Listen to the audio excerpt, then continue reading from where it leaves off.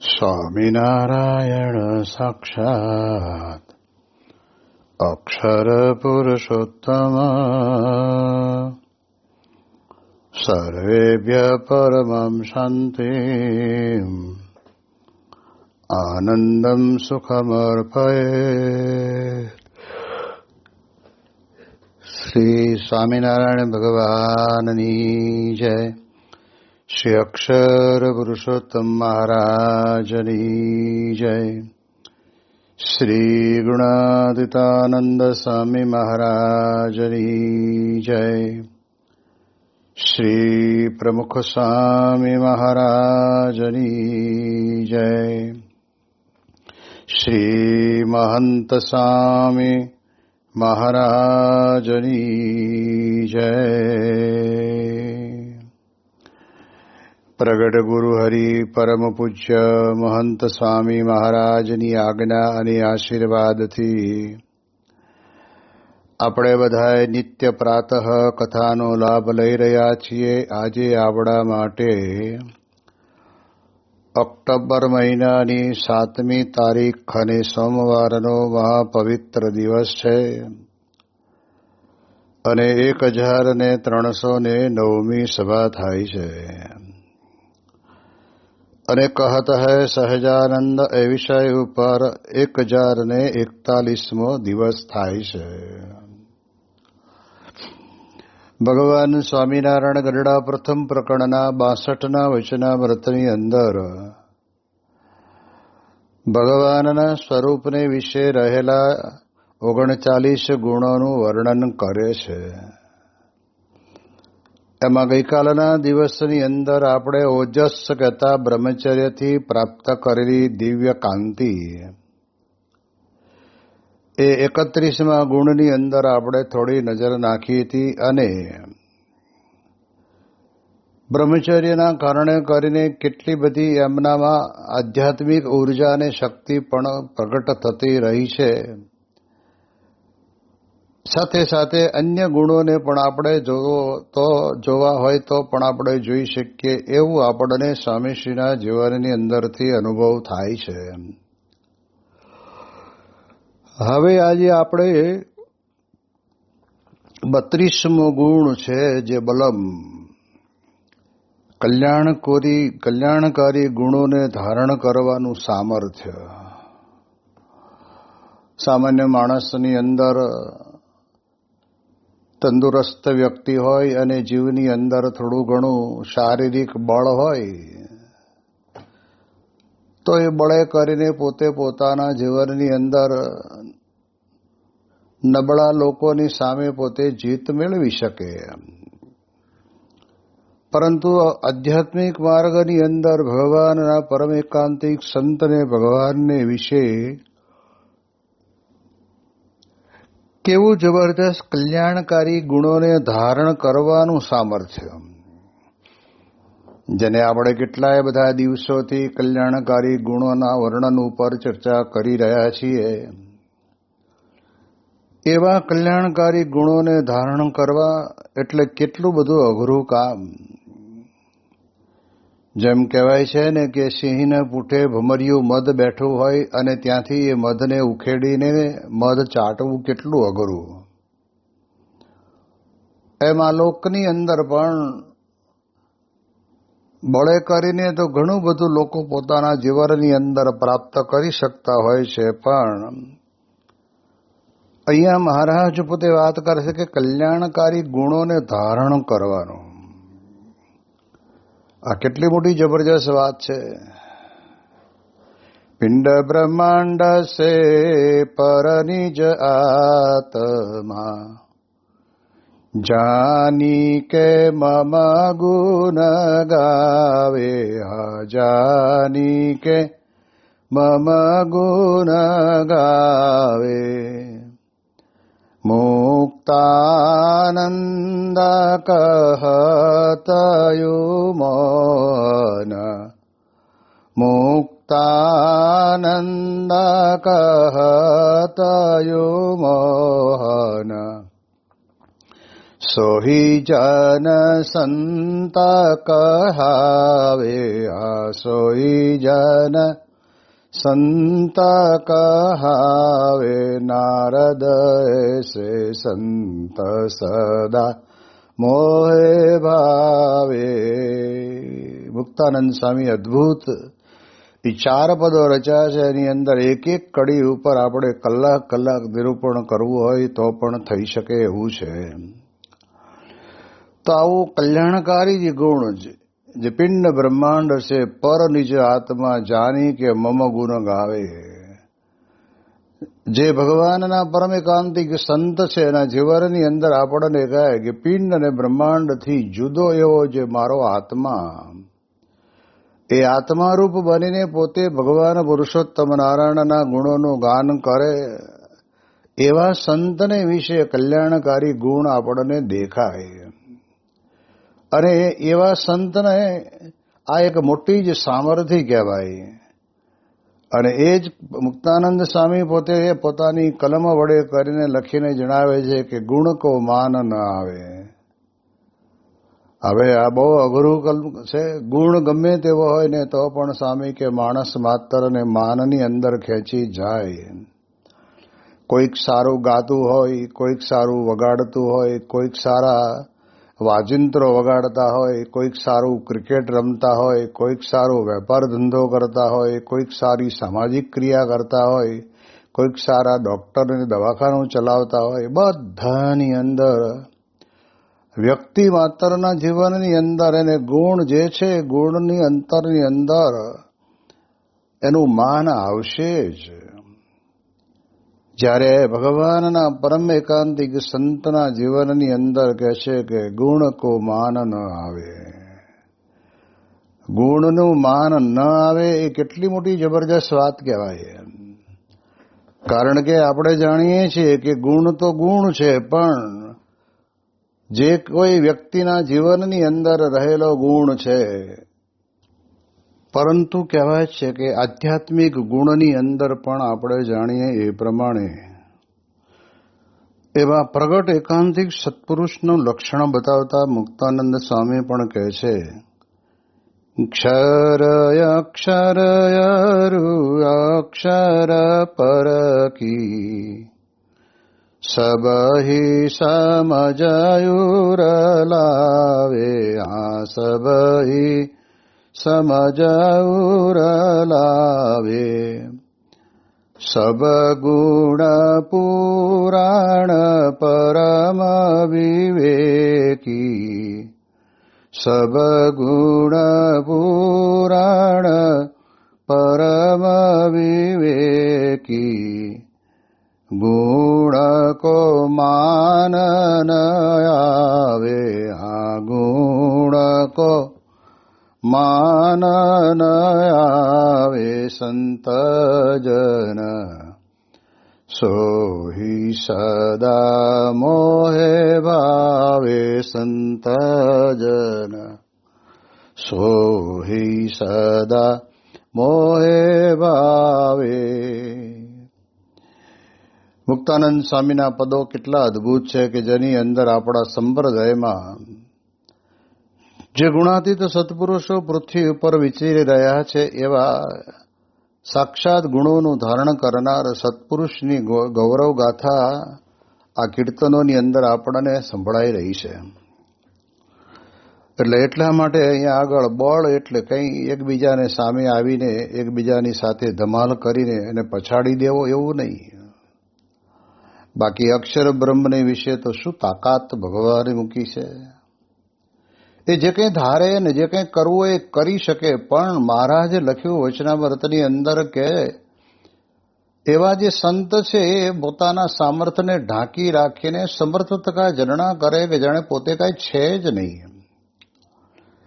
એવા ગુણાતીત સંતની પાસે એટલું બધું જબરજસ્ત આધ્યાત્મિક બળ છે, પણ એ બળ કયું તો કે કલ્યાણકારી ગુણોને ધારણ કરવાનું બળ, એનું સામર્થ્ય. આજે સ્વામી આપણે વિચાર કરીએ છીએ કે સંસારની અંદર રહેનાર વ્યક્તિને પોતાને કેટલાને એવો વિચાર આવતો હશે કે મને આ મનુષ્યનું શરીર પ્રાપ્ત થયું છે તો તો મારે મારા આત્માનું કલ્યાણ કરી લેવું જોઈએ. અને આવે તો કેટલાને એવા પરમ એકાંતિક સત્પુરુષનો યોગ થાય છે. અને યોગ થયા પછી પણ એ મુમુક્ષુ જો પોતપોતાના મનના સંકલ્પોને પૂર્તિ કરવા માટે બરાબર લાગી ગયો તો કલ્યાણની વાત તો બાજુ પર રહી જવાની. જ્યારે ભગવાનના સંત એવા બળવાન છે કે કલ્યાણકારી ગુણોને ધારણ કરે છે, આ બહુ અઘરી કલમ છે. જેમ આપણે જાણીએ છીએ કે શેષ નારાયણના માથા ઉપર આપણી સમગ્ર પૃથ્વી વિશ્વનું જમીન બધી જ પોતે એના માથા ઉપર અત્યારે ટેકવીને ઊભા છે, એ ધારણ કરી શકે. પરંતુ કહેવાય છે કે એવું કદાચ આપણે પણ ધારણ કરવું હોય તો કરી નાખીએ, પણ કલ્યાણકારી ગુણોને ધારવા એ તો ગુણાતીત સંત સિવાય અસંભવ છે. અને એટલા જ માટે સમગ્ર વિશ્વની અંદર આપણે જાણીએ એ પ્રમાણે કલ્યાણની વાતનો એ ભગવો ઝંડો લઈને ગુરુહરિ પ્રમુખ સ્વામી મહારાજ, યોગીજી મહારાજ અને મહંત સ્વામી મહારાજ વિચરી રહ્યા છે. આજે 91 વર્ષની ઉંમરે ભલે એક સ્થાન અને વિષય રહીને બધાને લાભ આપવો. લોક જગતની અંદર 91 વર્ષના ડોહાની તપાસ કરજો કેવી પરિસ્થિતિ હોય. તૂટેલી ખાટલી, એમાં ફાટેલી ગોદડી, એને ખાટલીની અંદર સૂતો હોય, નીચે હોય પાણીની માટલી, બાજુમાં પડી હોય દવાની બાટલી, અને કફ થઈ ગયો અને ગડફા કાઢીને એ તૂટેલા માટલાની અંદર રાખ નાખ્યો એમાં કાઢ્યા કરતો હોય. આ તો 91 વર્ષની ઉંમરે પણ યૌવન અને શરમાવે એવું જબરજસ્ત સામર્થ્ય, એવી જબરજસ્ત એમના અંતરની અંદર કલ્યાણકારી ગુણોને ધારણ કરવાનું સમર્થપણું છે. અને ત્યારે આપણા ગમે તેવા નાના મોટા વિચિત્ર સ્વભાવ હશે એ બધું જાણે છે. પણ સ્વામી વાત કરે છે ને કે સ્વામી કે અમે કોઈના પણ એવા સ્વભાવ, પ્રકૃતિ કે દોષ સામે જોતા નથી. અમે એટલું જ જોઈએ છીએ કે યોગીજી મહારાજ કહેતા કે આ ગોંડલ મંદિરના પગથિયા ચડે ને એને કેટલાય જન્મના પુણ્ય ઉદય થયા હોય ને ત્યારે અહીં આવી શકાય. હવે એ આવે છે ને ત્યારે યોગીજી મહારાજ કેટલો મહિમા. અક્ષરદેરીની અંદર દાદી બાપુ સાવરણી લઈને વાળે એટલે વહેલા 3 વાગે તો બાપાએ એક દાડો કીધું કે બાપુ આ વાળેલો કચરો ક્યાં નાખો છો? કે બાપા એ તો આમાં કચરા પેટીમાં જ નાખવાનો હોય ને. સામે કે તમે રાખી મૂકજો. દાદી બાપુને ખબર નહીં કે શેના માટે રાખી મૂકવાનું કીધું છે. અને તે વખતના સમયની અંદર આપણે જાણીએ એ પ્રમાણે યોગીજી મહારાજે એ કચરા નહીં, એ માટી ઉપર આમાં આંગળી ફેરવી, પોતાની આંખે અડાડી, માથે અડાડી, છાતી અડાડી. દાદી બાપુ કે બાપા આ શું કરો છો? બાપુ આ અક્ષરદેવીનું પગથિયું જેવો તેવો ન ચડે.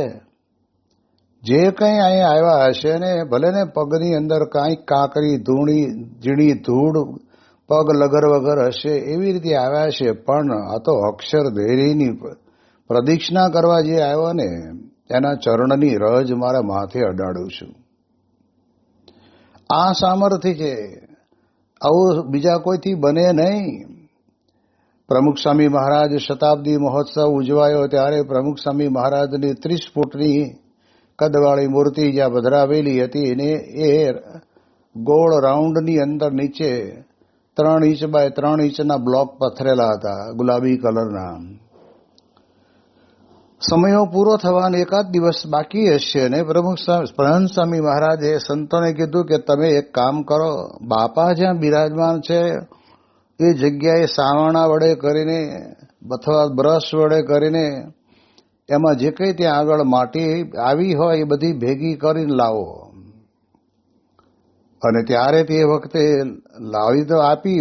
સ્વામીને કે કંઈક કરવું હશે તો સ્વામીએ તરત જ એની અંદર આંગળી નાખી અને પોતાના કપાળની અંદર, પોતાના મસ્તકની અંદર એ ચરણ ધૂલી પોતે ચડાવી અને આંખે અડાડે છે. જેટલા લોકો અહીંયા આવ્યા અને આ બ્લોક ઉપર ચાલ્યા છે બધાનું કલ્યાણ કરવાની આવી શુભ ભાવના, આ કલ્યાણકારી ગુણ, આવો વિચાર બીજા કોઈને આવે નહીં. એટલે એટલા માટે થઈને આપણે જાણીએ છીએ કે ગુણાતીત સંતના જીવનની અંદર આ પ્રકારનું બળ રહેલું છે, જે સામાન્ય માનવી કોઈ દિવસ પોતાના જીવનની અંદર આવો વિચાર કરે જ નહીં. અરે ભાઈ, પોતાનું શરીર ઉપરથી પડેલું કચરું હોય તો એ પણ પોતે સાફ કરવા ઘણી વખત તૈયાર નથી થતો અને નોકર ચાકરને બોલાવરાવે છે. એને બદલે જેમ ઉદ્ધવજીએ ગોપીઓના ચરણની રજને માથે ચડાવીને બોલ્યા ને કે જન્મ જન્માંતર સુધી હે ભગવાન, તમે જો મને મનુષ્યનો દેહ આપવાના હો તો મારે આ દેહ નથી લેવો, પણ વૃંદાવનની વિશે વૃક્ષ લતા અને વેલીનો અવતાર મને આપજો કે જેથી કરીને આપનું ભજન કરનારા આ ગોપીઓના ચરણની રજ મારા માથા ઉપર આવીને પડે. આવો જો પ્રસંગ અમેરિકાની અંદર જે અક્ષરધામ બની રહ્યું હતું ત્યાં 3 મહિના મહંત સ્વામી મહારાજ બિરાજમાન થયા. અને તે વખતે પણ સ્વામી કહ્યું કે ત્યાં બધા સેવા કરે છે ને ત્યાં આગળ જે કંઈ નાની મોટી એ રજ પડી હોય એ રજ બધી ભેગી કરીને થોડી લઈ આવો મારી પાસે. અને તે વખતે મહંત સ્વામી મહારાજે રજ મગાવી અને કહ્યું કે 12,500 જેટલા સ્વયંસેવકો નથી પોતાના ઘરની અંદર ક્યારે પોતે કામ કર્યું, નથી ક્યારે આવા પથ્થરો કાપ્યા, નથી ક્યારે કોઈ દિવસ એમણે આ કાર્વિંગ કર્યું, નથી કોઈ દિવસ આવા પથ્થરોનું ચોટિંગ કામ કર્યું, કાંઈ કર્યું નથી. અને એ બધા મહિમા સહિત પોતાના રોજિંદા ધંધા નોકરી છોડીને આવ્યા છે. આવા ભક્તોના ચરણની રજ મારે માથે ચડાવી છે. અને અમેરિકાના ઇતિહાસની અંદર યાદ કરીએ તો એ મહંત સ્વામી મહારાજે પણ પોતાના મસ્તક ઉપર રજ ચડાવી ત્યારે આપણને આ માત્ર દેખાવ જેવું નથી લાગતું, પણ હકીકતની અંદર વાસ્તવિક છે. આ સંત પોતે એટલા પવિત્ર છે કે જેને એમના અંતરની અંદર આવો વિચાર રહે છે. કેમ કે એનું ચરણની રજને માથે લેશે ને તો મહારાજે પણ પોતે કહ્યું કે આવી રીતે ભગવાનની ભક્તિ કરતા હોય એવા સંતના ચરણની રજ તો અમે પણ માથે ચડાવીએ છીએ, એના દર્શનને પણ ઈચ્છીએ છીએ. ત્યારે મહંત સ્વામી મહારાજ, પ્રમુખ સ્વામી મહારાજ પોતે આ પ્રમાણે આપણને અનુભવથી દેખાય છે કે એમનામાં જે કંઈ બળ છે એ અનંતનું કલ્યાણ કરવાનું સામર્થ્ય એમનામાં પડેલું છે. અને એટલા જ માટે એક સંત કવિએ પોતે લખ્યું છે ને કે અતિ મોટા પુરુષને આશરે રે, અતિ મોટા પુરુષને આશરે રે, હે બળે પૂર્વજન્મના પાપ અંત કાળે સગું નહીં કોયનું રે, હે બળે પૂર્વજન્મના પાપ અંત કાળે સગું નહીં કોયનું રે. અતિ મોટા પુરુષ એટલે અતિ મોટા પુરુષ એટલે સંત સ્વામી કહેતા કે લાંબા ઊંચા પહોળા જાડા એવા નહીં, પણ અતિ એટલે પ્રકૃતિ પુરુષ સુધી જે કંઈ પોતે જોઈ રહ્યા છે, અનુભવી રહ્યા છે, ભોગવી રહ્યા છે, બધા જ રાખના પડીકા છે. એમ અંતરની અંદર સમજવાની જે અપાર શક્તિ એ બળવાન, આવું બળ ધારણ કરીને એમાં લેશ માત્ર ક્યાંય પણ લેવાતા નથી. અને એવા જે સંત છે એ જ પોતે આ પ્રમાણે અનંતનું કલ્યાણ કરવાની સામર્થ્ય ધરાવે છે.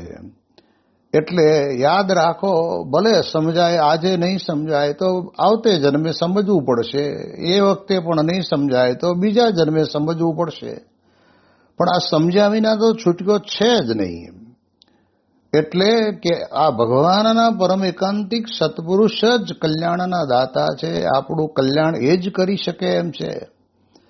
અને જે પોતે અક્ષર બ્રહ્મ હોય ને, ગુણાતીત સત્પુરુષ હોય ને, એનું જ કામ છે. બાકી આપણે આમ જાણીએ છીએ કે સમાજની અંદર કલ્યાણની વાતો થતી હોય છે, પણ કલ્યાણ કોકને તમે ચપટી અનાજ આપો તો ઓલો તરત કહે છે ભૂદેવ કે સ્વસ્તિ કલ્યાણ જો.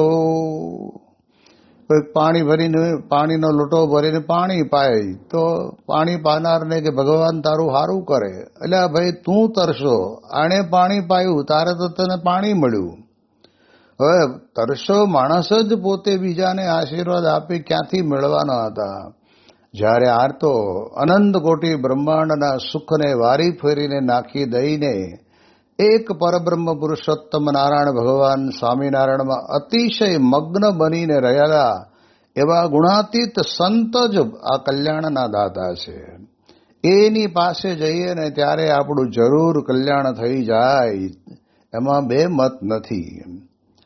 મહંત સ્વામી મહારાજે અમદાવાદની અંદર લગભગ 3 થી 4 વર્ષ પહેલા સવારની પૂજા પૂરી થઈ પછી આશીર્વાદ આપવાના હતા. અને એમાં શરૂઆતમાં જ સ્વામી એવું બોલ્યા કે તમે બધાએ પોતાના જીવનની અંદર ઘણી નાની મોટી ભૂલો કરી છે, એ બધી જ ભૂલો આજે અમે તમારી માફ કરી દઈએ છીએ. અને હવે નવી ભૂલ ન થાય એનું જાણપણું રાખજો. આ પ્રમાણે જ્યારે સ્વામીશ્રી બોલે ત્યારે આપણને ખબર પડે કે માફ કરી દેવી, માફી આપવી કોના હાથમાં છે? ગમે તેવો વ્યક્તિ ગુનેગાર હોય અને એ ગુનેગાર પોતે કાયદાની દ્રષ્ટિએ તો એને સજા ભોગવવી જ પડે. જ્યારે ભગવાનના પરમેકાંતિક સંત છે એ ગમે તેવો ગુનેગાર હોય તો પણ એ ગુનેગારમાંથી એને મુક્તિ અપાવવાનું કામ એ આ ગુણાતીત સત્પુરુષો પાસે થઈ રહ્યું છે. અને ત્યારે જ આપણે આપણા જીવનની અંદર જોઈએ છીએ. જેમ આપણે જાણીએ છીએ કે વાલેરા વરુના નેહડાની અંદર અક્ષર બ્રહ્મ ગુણાતીતાનંદ સ્વામી ગયા. અલ્યા વાલેરા, તું આ શું કરવા બેઠો છું?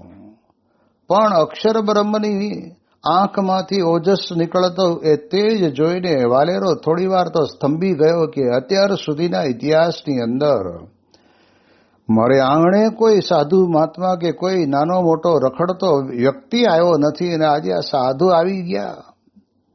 અને ત્યારે કહ્યું, મારા શું કરવું? મારા ભાઈએ બધી જમીન પડાવી લીધી છે, જાગીર પડાવી લીધી છે, એટલે હવે મારી પાસે કંઈ રહ્યું નથી, એટલે મારે આ કરવું પડે છે પેટના પોષણ માટે. અને ત્યારે ગુણાતીતાનંદ સ્વામી બોલ્યા કે પેટના પોષણ માટે જ કરવું હોય તો બધું કરાય. દેહ કરીને ખેતીવાડીની અંદર મજૂરી કરીએ તોય આપણને હાંજ પડે રોટલા ભેગા તો થઈ જ જઈએ, પણ આ અવળો ધંધો. અને ત્યારે ગુણાતીતાનંદ સ્વામી કીધું કે વાલેરા તો બધું બંધ કરી દે. કે સ્વામી બંધ કેવી રીતે કરું? મારો આ પેટનું પોષણ કેમ થાય? અને ત્યારે સ્વામી એવું બોલ્યા, સ્વામી કે જા, તને તારો ભાઈ હાથમાં દિવસે તારી જાગીર અને જમીન તને પાછી આપે તો મહારાજ હવે ઘડી મૂકી દઉં. અને તે વખતે ગુણાતીતાનંદ સ્વામીના પવિત્ર વચનો વડે કરીને એને હાથમાં પાણી લીધું. કાળ માયા પાપ કર્મ યમદૂત ભયાદહમ સ્વામિનારાયણ શરણમ પ્રપન્નોસ્મિ સપાતુ મામ.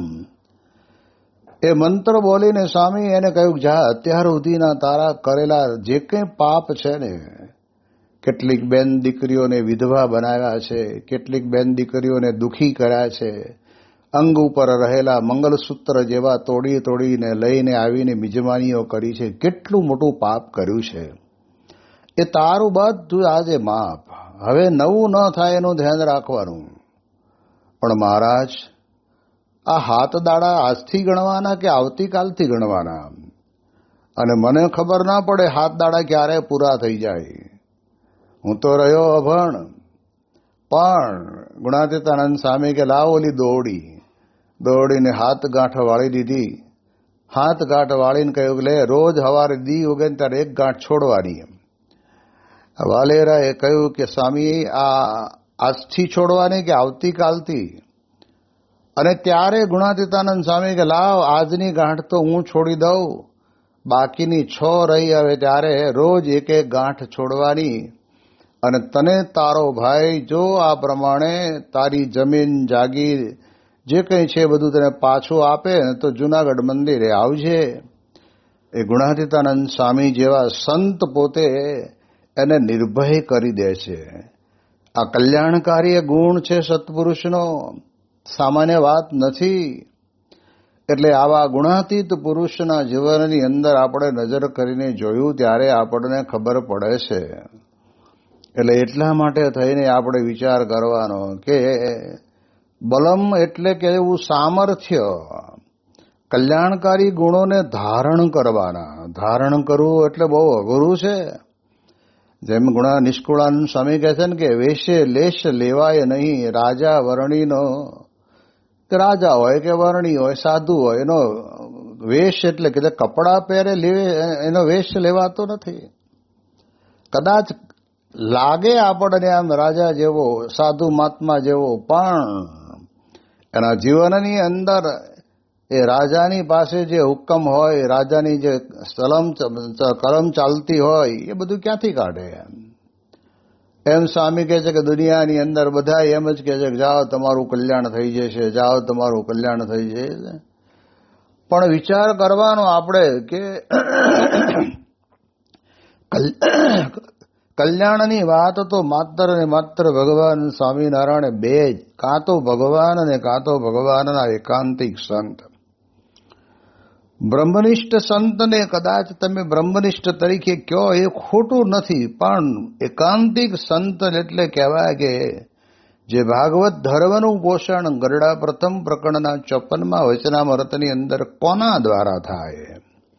અને ત્યારે મહારાજ પોતે આપણને કચકચાવીને કહે છે કે ધર્મ જ્ઞાન વૈરાગ મહાત્મ્ય સહિત એકાંતિકી ભક્તિ એવે એને યુક્ત એવા જે પરમ એકાંતિક સત્પુરુષ, એના થકી જ ભાગવત ધર્મનું પોષણ થાય છે. મોક્ષનું દ્વાર પણ એના થકી ઉઘાડું થાય છે. આ મહારાજના વચન ઘણા બધા લોકો પોતપોતાની ઉપર લઈ અને લોકોને વાતો કરે છે કે જો સાંભળો, ભગવાન કરતા પણ સંતનો મહિમા વધારે છે, એટલે સંતમાં જોડાયેલા રહેજો. આમ કે ખરા, પણ એવા સંત એટલે અક્ષર બ્રહ્મ, ગુણાતીત પુરુષ, 3 ગુણથી પર, કેવળ ને કેવળ ભગવાનમય જ જેનું જીવન છે. અને નથી કોઈ દિવસ કોઈની સાથે રાગ દ્વેષ આવતો, નથી કોઈ દિવસ કોઈની સાથે ઈર્ષા દંભ કપટ આવતું, નથી કોઈ દિવસ ગમે તેટલું આમ કે દુનિયાની અંદર સારા કાર્યો થતા હોય એની અંદર ક્યારેય એમને એવું નથી કે આપણે એને પાછા પાડી દેવા. જેમ દિલ્હીના અક્ષરધામ વખતે પ્રમુખ સ્વામી મહારાજે આશીર્વાદ આપીને કહ્યું, બાપા બોલ્યા તે વખતે, સ્વામી કે અમે કોઈને પાછા પાડવા માટે કે કોઈને બતાવી દેવા માટે આ કર્યું જ નથી. આ તો અમારા ગુરુ યોગી મહારાજનો દિવ્ય સંકલ્પ હતો કે યમુનાના કાંઠે મંદિર કરવું છે, અને એટલે આ મંદિર થયું. ખરેખર ધન્યવાદ છે. તો જો પ્રમુખ સ્વામી મહારાજના જીવનની અંદર આ બળ હતું, ન થવું, કોઈને દબાવીને આગળ નીકળી જવું, એ પ્રકારનું બળ એમનામાં હતું જ નહીં. એમનું બળ તો બધાની પાછળ રહીને દરેક વ્યક્તિ અંતરની અંદર પરમ શાંતિની અનુભૂતિ કરે એ પ્રકારની વાત રહેલી હતી. અને ત્યારે આપણે જાણીએ છીએ એવી રીતે જ્યાં જ્યાં પણ પ્રમુખ સ્વામી મહારાજે વિરાટ કાર્યો કર્યા, મહંત સ્વામી મહારાજે જે કાર્યો કર્યા, એની અંદર પણ કોઈને પાછા પાડવા માટે કે પછાડી દેવા માટે કે પછી આપણે આગળ નીકળી જવું છે ને આપણા જેવી બીજી કોઈ સંસ્થા છે ને એવું નહીં. જ્યારે કેટલ કેમ્પ અને કહેવાય છે કે જ્યારે ભુજની અંદર ભૂકંપનું કાર્ય, રાહત કાર્ય ચાલતા હતા ને ત્યારે સ્વામીશ્રીએ વારંવાર કહેલું કે આપણે જે કંઈ કરીએ છીએ કોઈને બતાવવા માટે નથી કરતા, આપણે કરીએ છીએ પશુની સેવા કરીએ છીએ. અને એક શબ્દ પ્રમુખ સ્વામી મહારાજે વાપરેલો કે આ પશુની સેવા અત્યારે આ સમયની અંદર એ જ ભગવાનની સેવા છે એમ માનીને તમે સેવા કરજો. અને જે સંતોને જ્યાં સોંપાયું હતું ત્યાં તે સંતોએ એવા જ ભાવથી સેવા કરી. તો આપણને ખ્યાલ આવે કે ખરેખર જીવનની અંદર આ ગુણાતીત સંતનું આપણા જીવનની અંદર આ કલ્યાણ કરવાની જે સામર્થ્ય રહી છે ને એ આપણને નજર દેખાય છે. અને એટલે જ ભુજના ભૂકંપ વખતે ઘણા બધા લોકોને કપડાં સીવવાના મશીનો આપ્યા, પછી કહેવાય 3 પૈડાવાળી લારી સાયકલ આપી, લોકોને રહેવા માટે ટીન સિટીમાં ઘર બનાવી દીધા, 12 મહિના સુધી સીધું સામાન બધું આપ્યું. પણ સ્વામી કે આપણે કોઈને બતાવી દેવા માટે નથી કરતા.